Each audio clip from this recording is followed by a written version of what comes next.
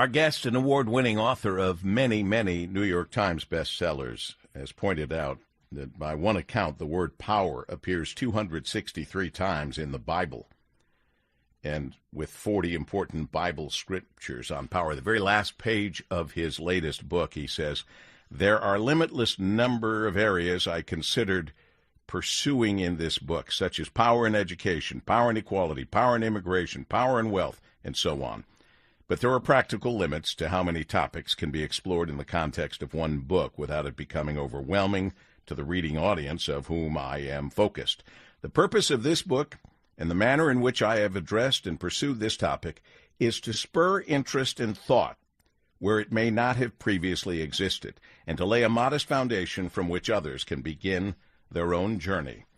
The book is On Power by our guest, Mark R. Levin. Mark, I cannot tell you how happy we are to have you and how happy we are that you have this book being released, in fact, today.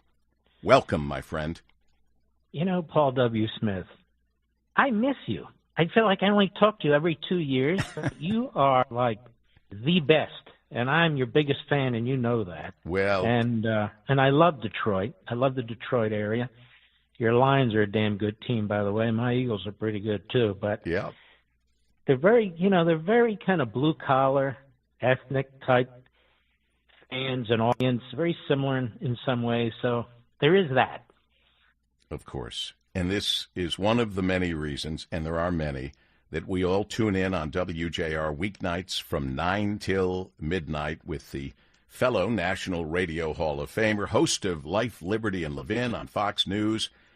I guess it's about 8 #1 New York Times books, and all the great stuff that you do that helps us understand so many things. So I want to get right into On Power, which is available as of today. I think that there is positive or good power, and there is negative or bad power. America is good power. You and I know that. Why do so many young people, and frankly, many, I guess, socialist, Marxist, Washington politicians don't get that America is good power? They don't believe in it, and they never have. Here's the thing. I decided to write this book. As you know, I've written many about liberty and tyranny and unalienable rights and so forth, and I got to thinking, maybe I'm not approaching this the right way. Maybe none of us are. Because we talk about liberty, it kind of goes in one ear and out the other at a surface level. We see what's happening in places like New York with Mandami. We see in Detroit with Tlaib. We see Omar and Minneapolis. We see this fusion of Marxism and radical Islamism, and we see it growing. And it's growing not just because of open borders, but it's growing in our culture. So what are we getting wrong? I think to some extent we're not arguing the right thing. And I got to thinking about this. What was the Revolutionary War fought over? It was really fought over power. Taxation without representation is tyranny. Who should represent whom? Power, I mean, even in your working environment, your family environment, and so forth, and I don't get into the psychology of it. I leave that to others. But I get into it when it comes to culture and governance and the founding of countries. What makes the United States so incredibly unique, when you look at the Declaration, again, we look at it at a very superficial level, is what these men were thinking about. And what they decided was they were going to create on earth here a country that understood that God was sovereign. On earth, his children, people are sovereign. That's what's key. And they fused that idea of the Judeo-Christian value system with the Enlightenment. What does the Enlightenment tell us? Well, Montesquieu tells us power must check power. Power must be divided. What does Marxism tell us? The centralization of power. What does radical fundamentalist Islam tell us? The centralization of power.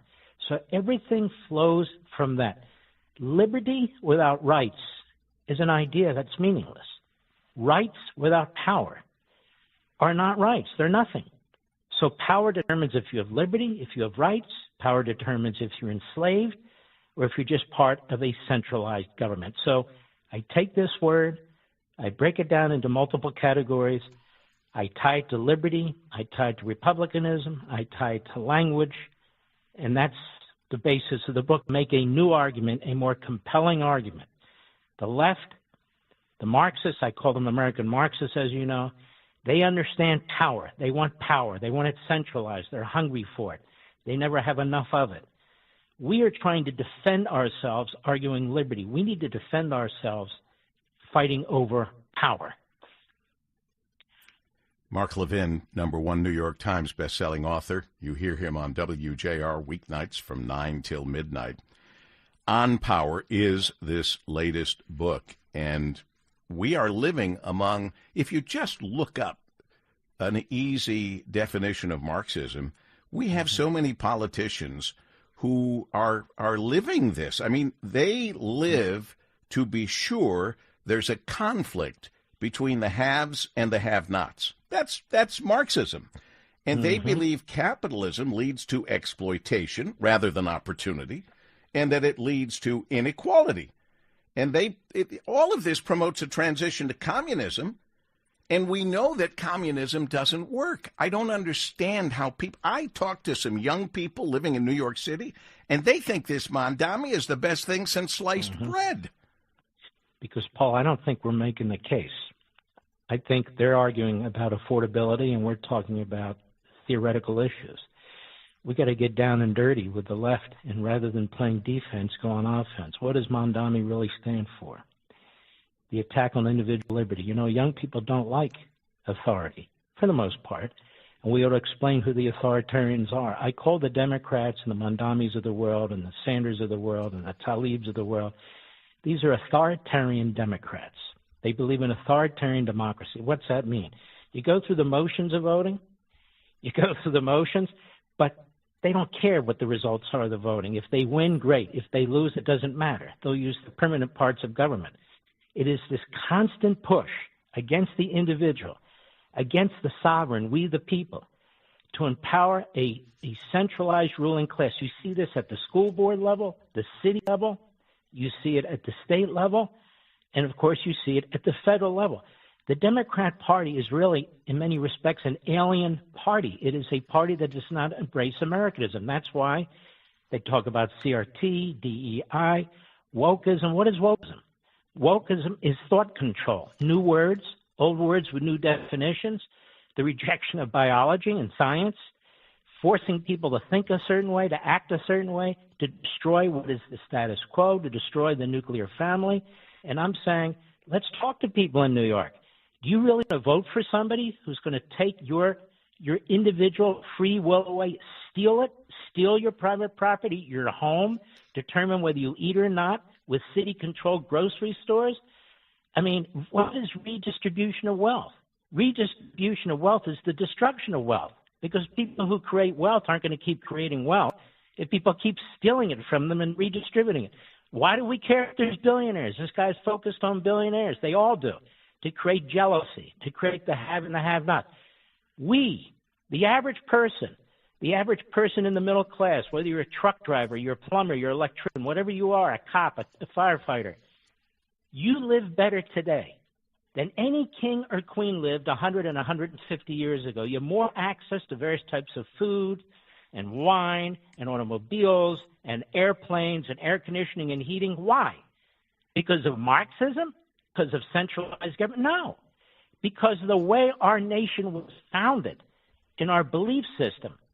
Marxism does not believe in a God or that people are sovereign. It does not believe in individual liberty. Marx talked about the destruction of individualism. He hated the Declaration.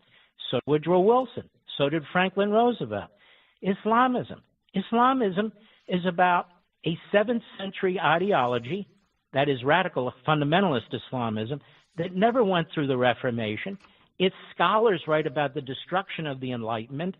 So these are antithetical to individualism and so forth. So we have got to make the power argument, not just about liberty and rights that don't exist if we don't have the power, but the fact is they're trying to steal our power as individual human beings.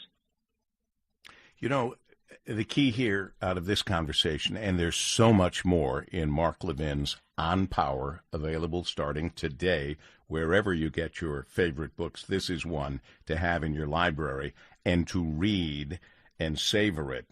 It's going on the offensive.